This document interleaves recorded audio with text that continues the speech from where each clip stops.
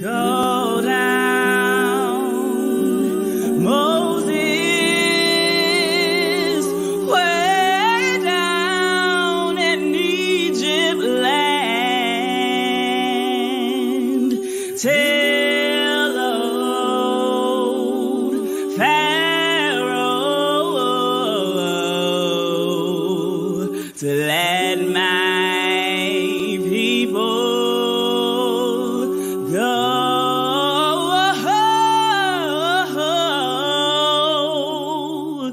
Go down, Moses,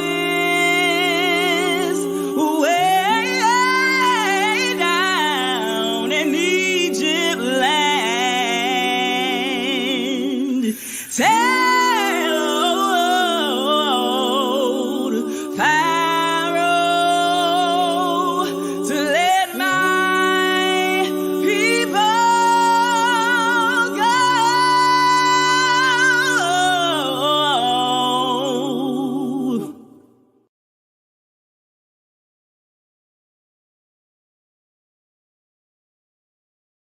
Second.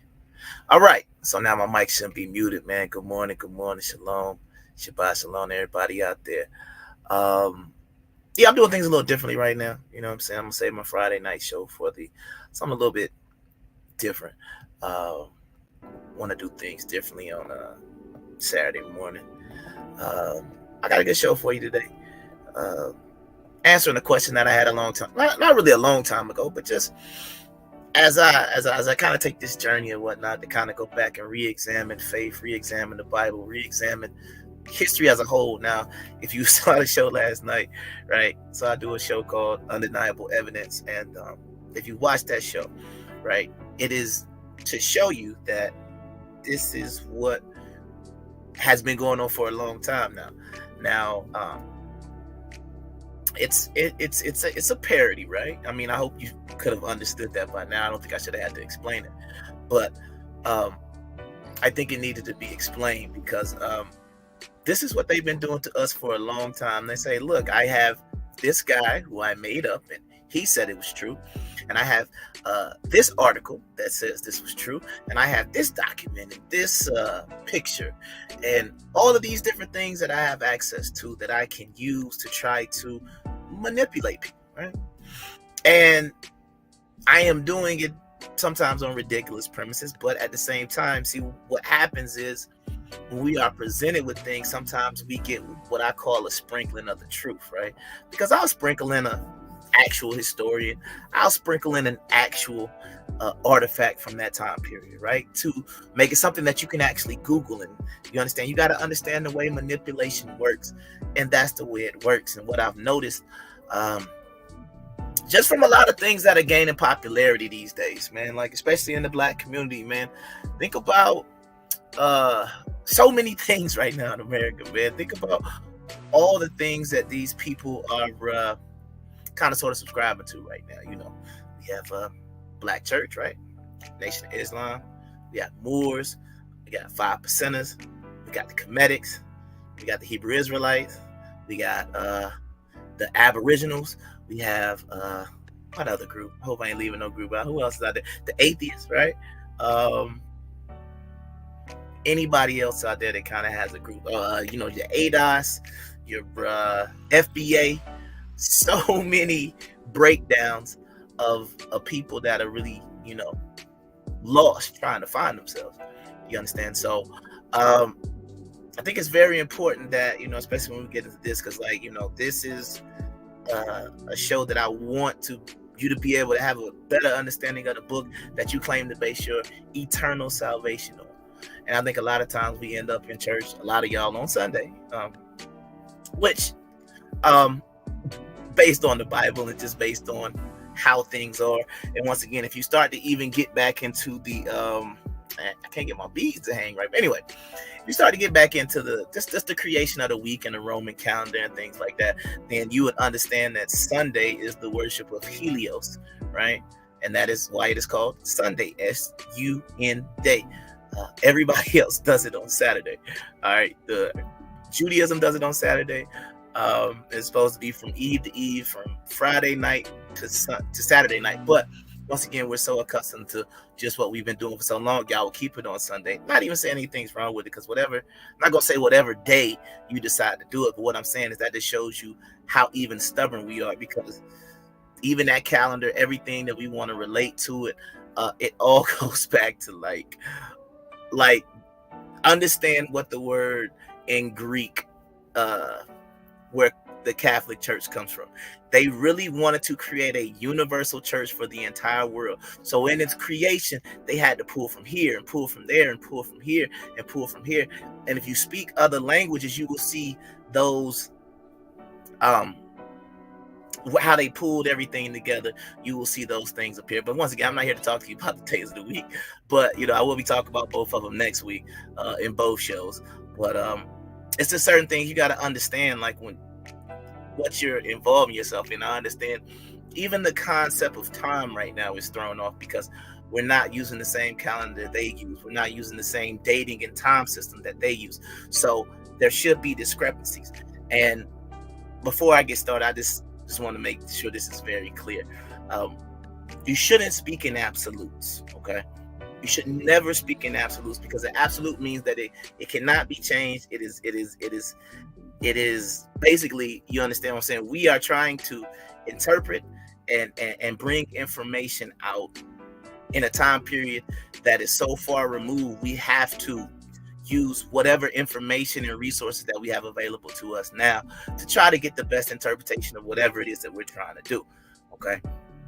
And I think that's very important, because I will never tell you anything that I say is absolute unless I mean absolute within the context that we're reading. Like, for example, if I was to say Abraham came out of Ur of the Chaldees, which is in Mesopotamia, that is an undeniable, you can't argue with that. You shouldn't argue with something that's just obvious. The Israelites were in Egypt after Jacob brought his family down. That's something where I would say, yeah, if you're arguing with that, I don't know what book you're reading, because they weren't in Egypt. They were in Germany somewhere, or they was in Japan. Makes no sense, but probably somewhere in the world, if somebody believes it. But let me go ahead and get into my lesson for the day real quick. Let me see if I can get this back here. Let me go back to slide 1 before I put this on the screen here. All right, so let's get into it.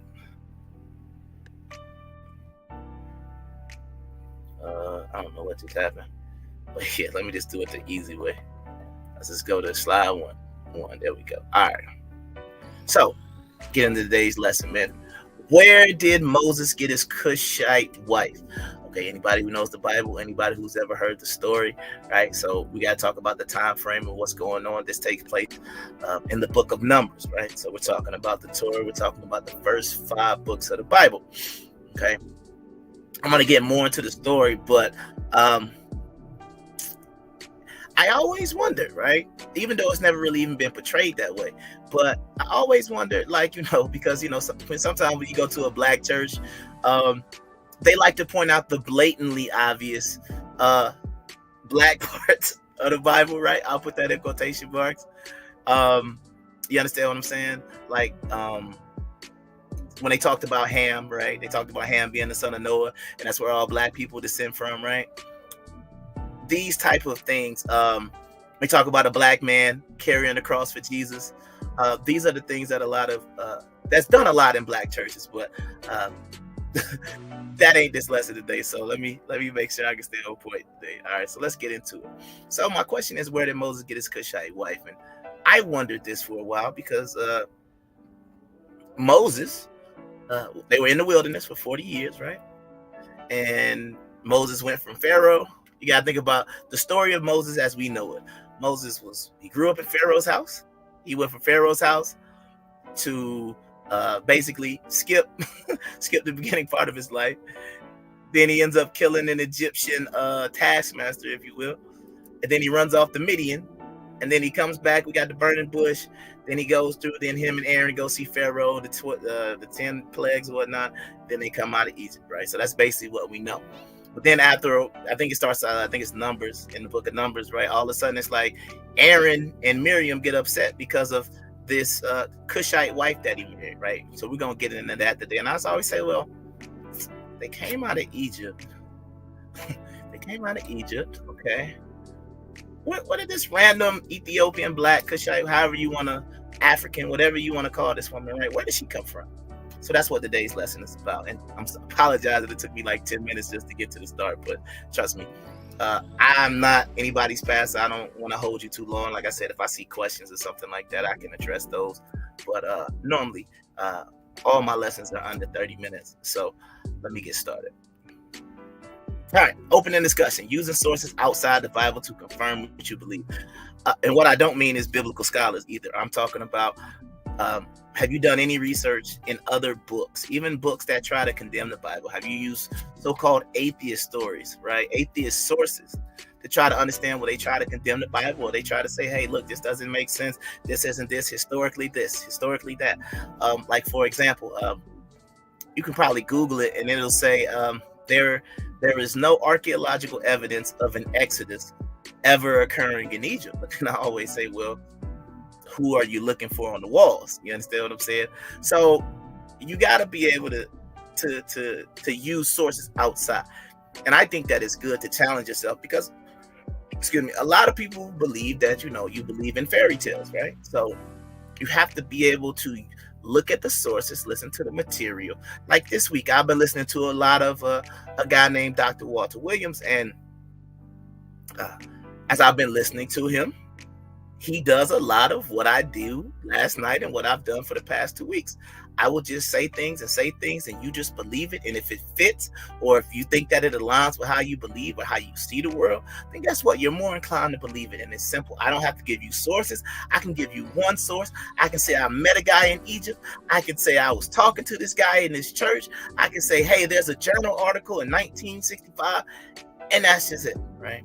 So look at some of the sources that they're talking about and just try to get a more general understanding of what's going on. But that's just my opening discussion. I've already been talking, so I'm not going to keep this part long either. Second personal study question would be, how many biblical characters can you name that interacted with Africa? Okay, because once again, I don't believe this is something that is taught or focused on enough. The location of Israel in relation to Africa, right? How many major biblical characters interacted with Africa? How many major biblical characters took African wives? And how many major biblical characters surrounded themselves with Africans? You understand? Even if you look at, you go to the New Testament and you start talking about Jesus, right? Jesus, the disciples were African. Not all of them. Let me be clear. If you go back and read the disciple, anytime you see that term Cyrenian and you go Google where Cyrene is on the map, there you go. That should tell you exactly what that disciple looked like. But you'll see these pictures and they're all basically European. So all I'm saying is, can we at least be historically accurate for the ones that they identified as being African? Because one, I believe, was identified as either a Canaanite or a Hittite, and the other one, I believe, was identified as Cyrenian. I might be wrong. I'm not going to lie when it comes to the New Testament. I'm not going to say, yeah, I'm a little shaky, because I don't really stay in that area too long. But you'll understand that if you come back next week. next Saturday for my lesson on some things in the New Testament. So, and then the other question is, what stories do you believe are literal versus allegorical, right? Like the story of Jonah. Like a lot of people like to use the story of Jonah against us. You believe that a guy was swallowed by a fish, stayed in his belly, didn't get ate up by the stomach acid and things like that for 3 days. Then the fish got close enough to the shoreline to spit him out, and he was perfectly fine. So the way I look at it is, the simple answer would be like, yes, I can believe it the same way I'm going to believe if Daniel went down into the lion's den and the lions did not eat him, if Shadrach, Meshach, and Abednego went into a hot fiery furnace and were not burned, then a man being inside of a fish seems to kind of be one of the more believable stories, if you want to think about it from that terms. But here we go.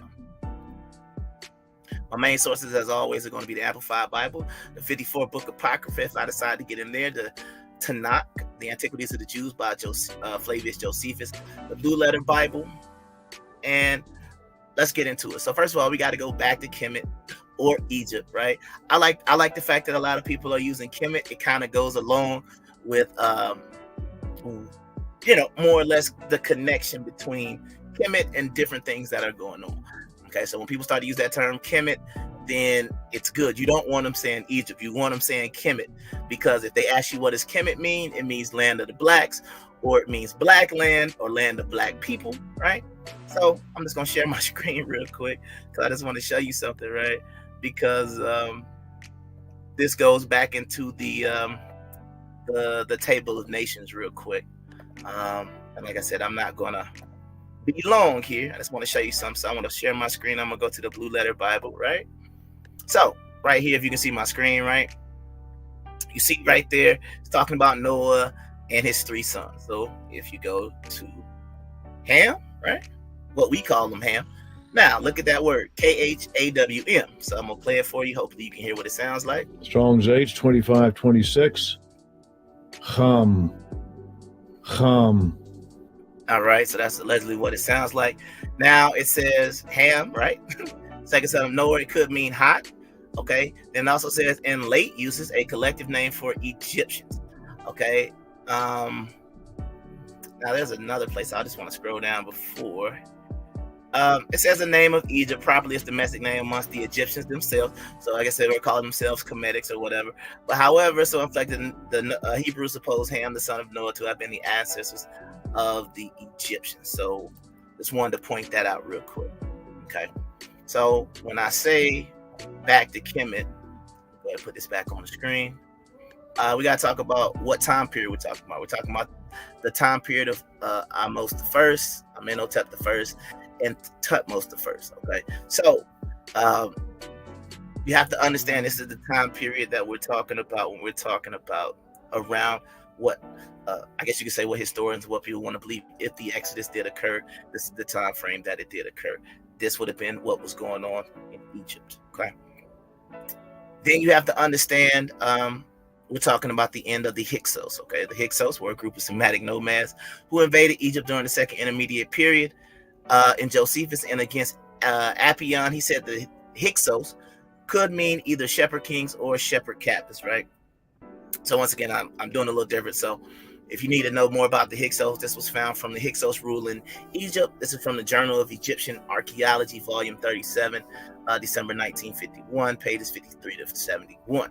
So when I just said on the other slide, when we're talking about these different reigns, then between Amos and Thutmose, this is when they were able to basically remove the Hyksos from this area. And once again, you got to remember the dating, right? The dating and things like this. So sometimes they could be a little off. But what you have to understand is the Egyptians use a different calendar, the Romans use a different calendar, and the Hebrews had a different calendar. So all of these different calendars are going to reflect a different time period. So I just want to go ahead and put that out there too. But we're talking about the time maybe from about 1700 BC, let's just say 1720 BC to anywhere around 1500 BC. Not necessarily holding me to those time dates, but that's just to give you, we're talking about generically 3,500 years ago. Okay. So my question is Moses Amen Moses? Okay. Now, if you go and you look at the and this is coming from Dodson, Aden, and Hilton and Diane, the complete royal families of ancient Egypt. Okay. Amen-Mose. If you go back and you look at who Amen-Mose was one of the sons of Tutmos. Okay. And I'll just read it. He's listed as the son of Tutmos the first, and as a prince who led the Egyptian army, which I'll get to in a second. He and his brother Wajmos are believed to have predeceased their father, and Tutmos II would reign after his father. So the way it's listed is there was Wajmos was the oldest, then you had Amen-Mose, then you had Thutmose II. Okay, so neither one of those other two sons were able to become Pharaoh of Egypt. Okay, now if you go back to the story of the angel of God killing the firstborn, right? It would fit the, in quotation marks, narrative of what we've been told about the Exodus and the plagues. Okay, then you have another one, the second son, who I would honestly say I believe is Moses. If Moses is a historical figure that we can want to attach him to, okay, then I believe he would be considered Amen-Mose, okay, because he would lead the Egyptian army. Okay, he would lead the Egyptian army against Ethiopia, and I will get into a little bit more about him leading the army in Ethiopia, kind of getting some historical confirmation. Once again, using Josephus in that. Okay, so Moses campaigns against Libya. Okay, Moses led a campaign against Ethiopia to the royal city of Saba, or what we probably would know as Sheba. Okay, it says there he negotiated a surrender for the hand of the princess Tharbis, right? And that's from this book right here, The Antiquities of the Jews by Flavius Josephus. Okay, and that can be found in book 2, chapter 10. So it basically talks about how Moses was able to use these birds, right, to get rid of these snakes that existed, because apparently there were a lot of snakes in that area. So he used the ibis, right, to basically do that. And he drove the Egyptian army back to their royal capital. And there he negotiated. And I'll just say what it says right here. I'll just read the end part, right?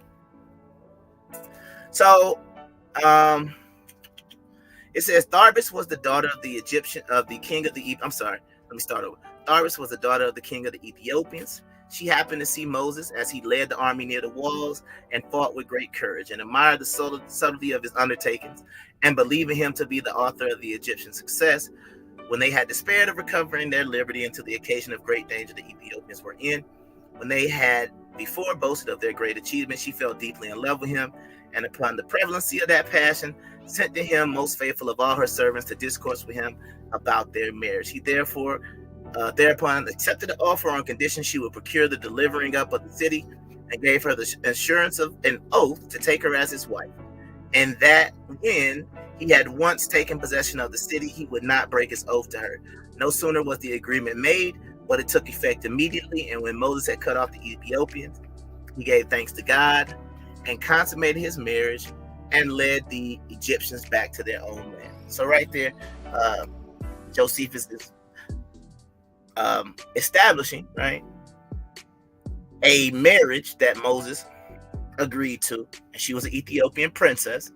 Okay, so right there, by using this book, this gives a potential identity of who, and like I said, her name was Tharbis. All right, and of who this potential Cushite wife, who, in my opinion, in the Bible, just randomly shows up in the middle of the wilderness. Right, so let's keep going.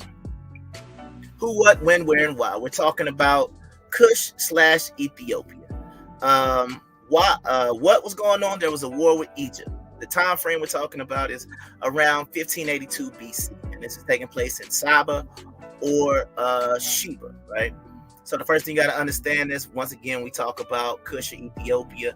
Who is that? So let's get into that. A lot of times there is a confusion when they see, once again, they say, and to me, this is a very telling story, right? When it says this is called Moses and his African wife Zipporah, right? So what do we know about Zipporah? We know Zipporah was a Midianite, okay? If you know of where the Midianites come from or who the Midianites descend from, then once again you have to ask yourself a simple question. I'm gonna get to it in a second, but let me see. Let me get to that real quick. This is gonna be in Genesis. Where is this at? This is where Sarah has died, and now we have Abraham, and he basically takes on another wife. Okay, so this is this is Genesis 25, right? It says Abraham took another wife whose name was Keturah. She gave birth to Zimran, Jokshan, Medan, Midian, Ishbak, and Shua. Okay, then it says Jokshan was the father of Sheba and Dedan. The sons of Dedan were Asuram. Don't really need to go into too much of that, right? But the bottom line is Midian right here is connected to Abraham. That's where the Midianites come. Now, this painting was called Moses and his African wife, Zipporah. So then once again, if they would consider Zipporah African, if she was a Midianite and she descends from Abraham, you can put those two dots together, okay? But the Midianites were the product of of Keturah and Abraham after Sarah died, okay? And these are just two depictions, right? So they have Moses right there, of course, on the right, then his African wife, but they was referring to Zipporah. And then the second one is, this is Moses and Zipporah at the well by another painter. And this Moses don't even have a beard, but I guess this was young Moses, so maybe they're saying, I guess, straight out of Egyptian, but allegedly this is just what some of the artwork has looked like for it, okay? Okay, so the kingdom of Cush. So we got to go back and once again, let's just confirm who are the Cushites, right? So if we look it up, we're going to Genesis 10 and 10, 6, and 7. Pretty simple. All right. The sons of Ham, Cush, Mizraim, Put, and Canaan. The sons of Cush were Seba or Sheba, Havilah, Sabta, Rama, and Sabteka. And then sons of Rama, Sheba, and Dedan. Cush became the father of Nimrod. He became a mighty one on the earth, right? And so right then we have that, but then, like I said, we also have Josephus, and this is going to be in book 1, where he talks about basically how all the nations of the earth were derived. So let's just see here. That's going to be book 1, chapter. Okay, so I need to go before Abraham. Okay, so here we go. So, let's see. This is going to be. I found it here. It's going to be book 1, chapter 6. This is going to be paragraph, because I need to say they are the. So here we go, right here. He calls them Chush, but we know him. I guess the more what's his name version would be this, but it says the children of Ham possessed the land from Syria and Amanus and the mountains of Libanus, seizing upon all of them with the sea coast. All right, so let me skip down. For the 4 sons of Ham, time has not at all heard the name of Chush. For the Ethiopians over whom he reigned are even at this day, both by themselves and by all men in Asia, called Cushites.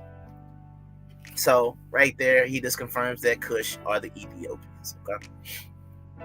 Zipporah. All right, Zipporah was a daughter of Ruel / Jethro. Okay, all the verses about her could be found in Exodus 2:21, Exodus 4:20, verses 20, 25, and 26. All right, they had 2 sons together, Gershom and Eleazar. She got upset about Moses circumcising the children, and Jethro took her back to Midian in Exodus 18:2.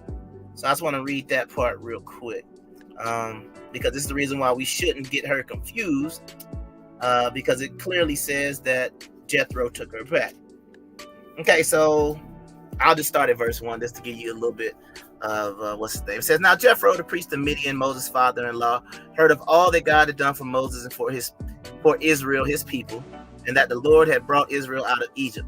Then Jethro, Moses' father-in-law, took Moses' wife Zipporah after he had sent her away, along with her 2 sons, of whom one was named Gershom, For Moses said, I have been a stranger in a foreign land. The other son named Eleazar, the God of my father and my help.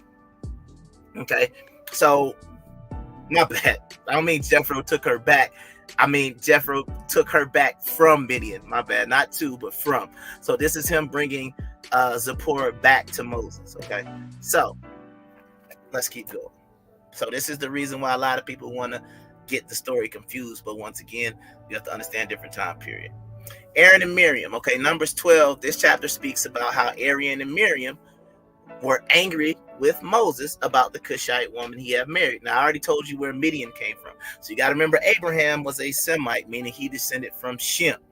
Okay, so they could not have been talking about Zipporah, because if they were talking about Zipporah, then now the lineages don't make any sense.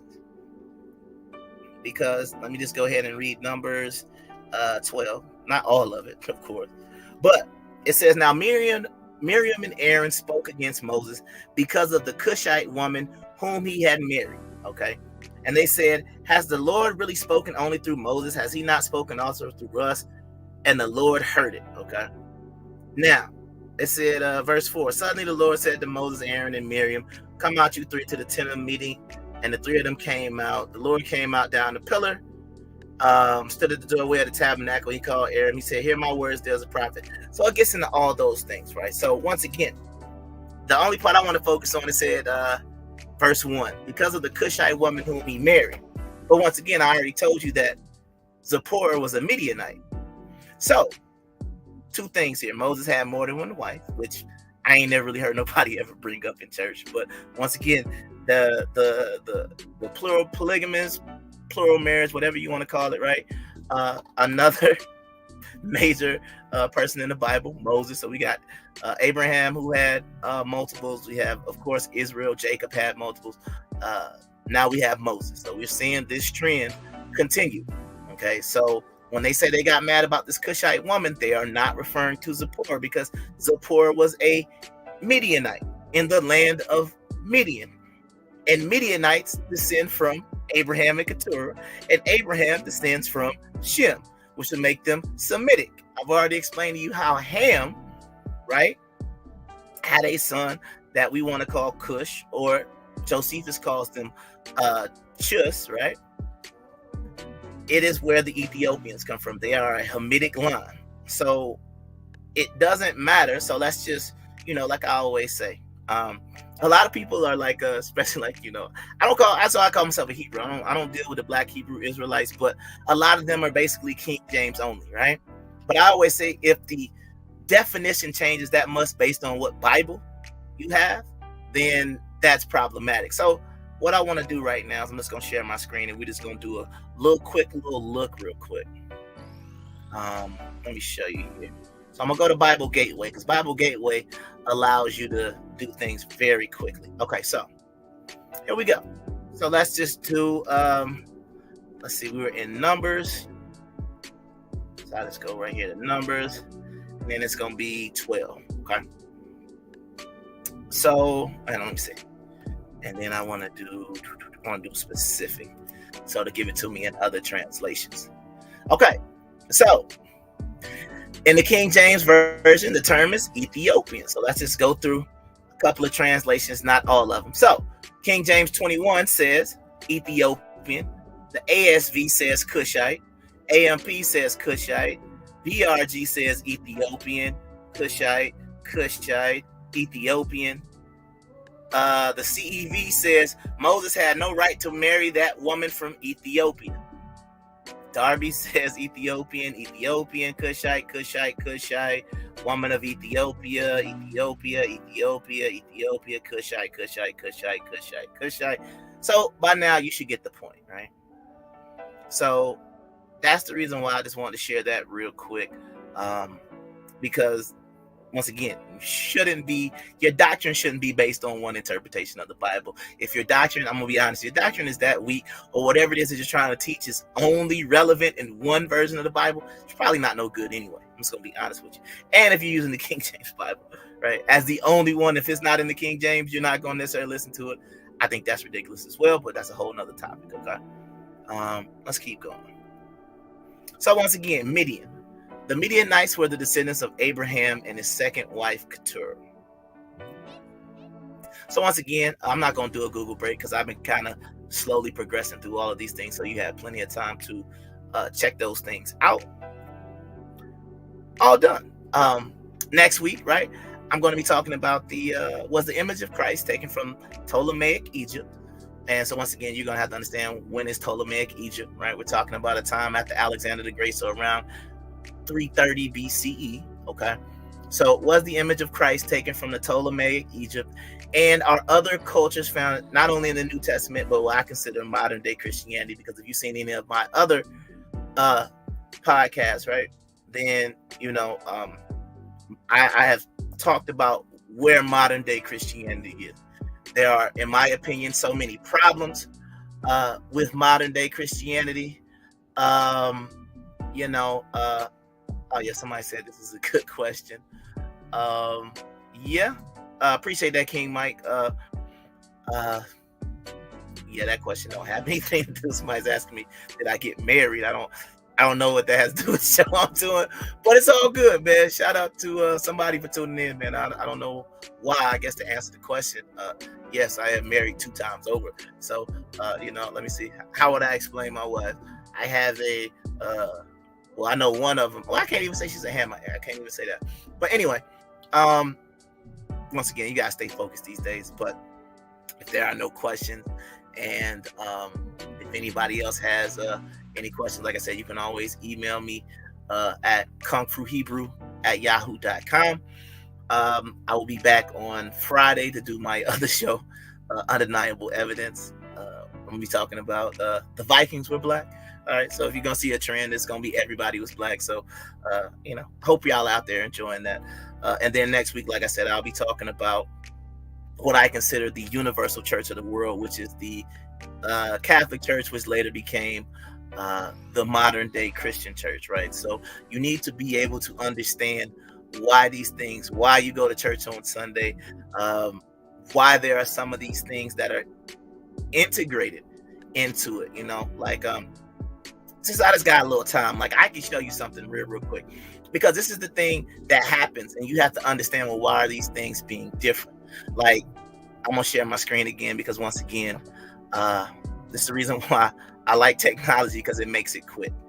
Okay, now you gotta remember the first 4 gospels of the Bible, right? The first 4 gospels are the gospel of Jesus Christ, right? It's gonna say Jesus for right now. So this is simple. Grace, right? Because the Christian church uses a term called grace and says we are now under grace. So it becomes very simple to see.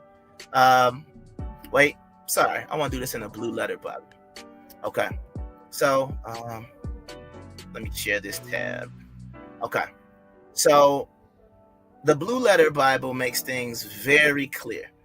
So if I type in a word called grace, right, then it makes it very easy. So I can also not to put in, but I'll type in red letter.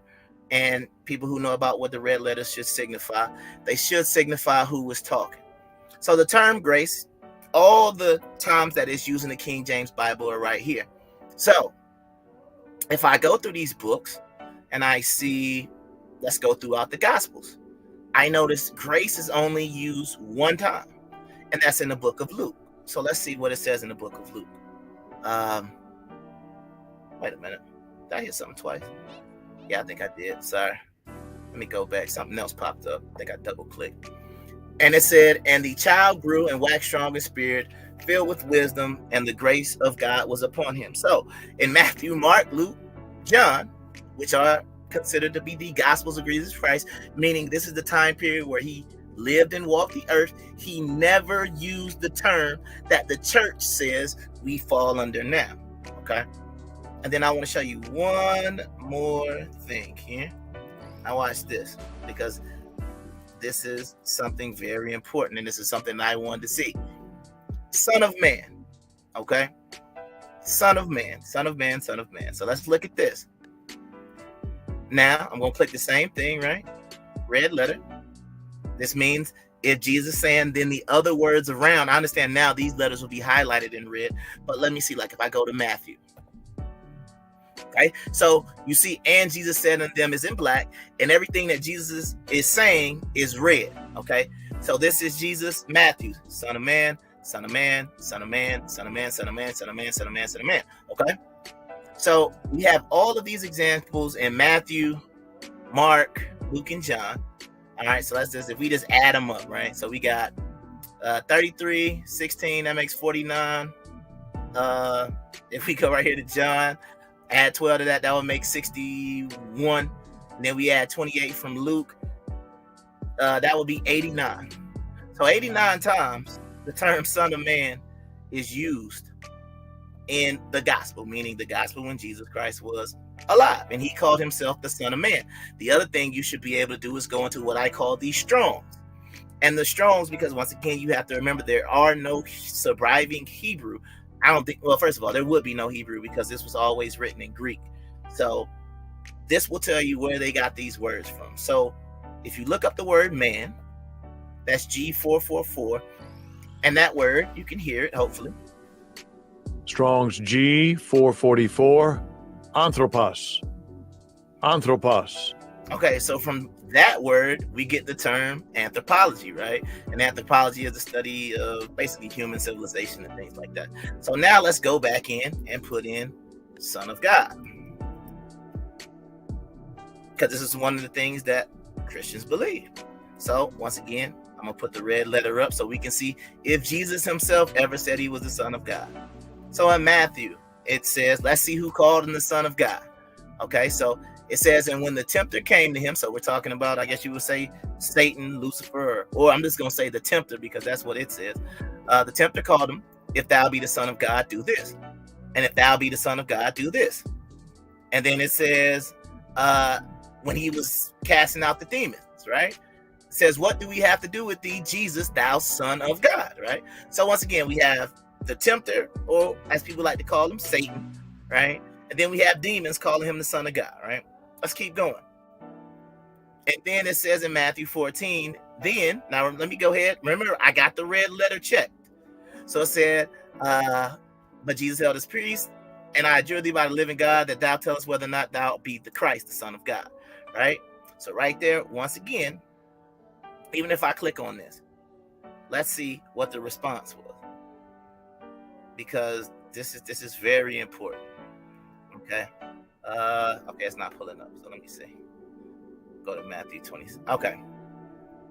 So they said that thou tell us whether thou be the Son of be thou the Christ, the Son of God. And Jesus said, so let me once again get the red letter so you see the difference. Thou hast said, nevertheless I say unto you, hereafter shall ye see the Son of Man. So there he goes again, correcting people, saying, you say I'm the Son of God. I say Son of Man. But check this out. Son of God. Son of God. All right. Still, red letter is checked. Right. Let's see. Jesus still. No Son of God. Matthew. No Son of God. Mark. No Son of God. Luke. So let's keep scrolling down and see if we can ever. Here we go again.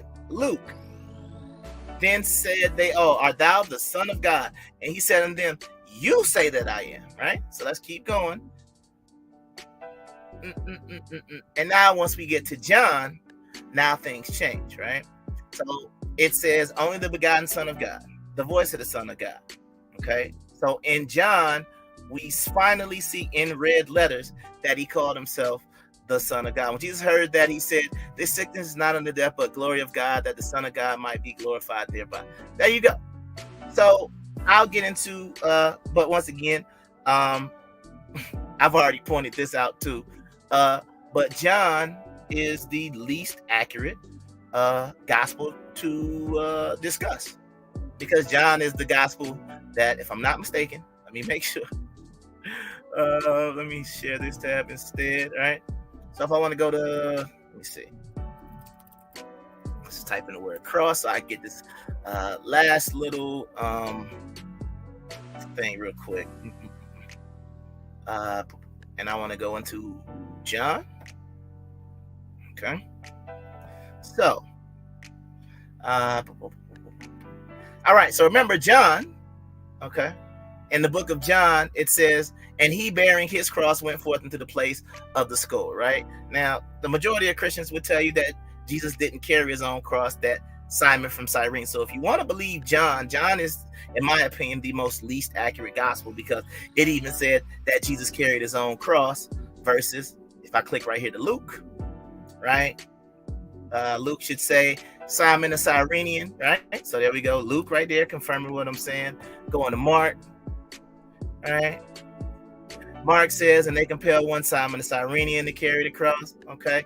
And then I believe Matthew says the other thing, right? So, and as they came out, they found a man, Cyrene, Simon by his name, and they compelled him to bear the cross. So I just wanted to point that out real quick, because if you're going to say he was the Son of God, right, which is basically a Christian principle that you have to believe in the Trinity, the Father, the Son, and the Holy Ghost, correct? But all throughout what I just showed you, he calls himself the Son of Man, Son of Man, Son of Man. When they said, please tell us, are you the Son of God? You say that I am. That's what you say. But I've already showed you that the only place, and even historians believe that John was the latest gospel, not the most recent, because you got to understand these gospels were written a long time after Jesus died, okay? So the most inaccurate gospel is the only time where you can see red letters, meaning Jesus is talking, and he calls himself the Son of God, okay?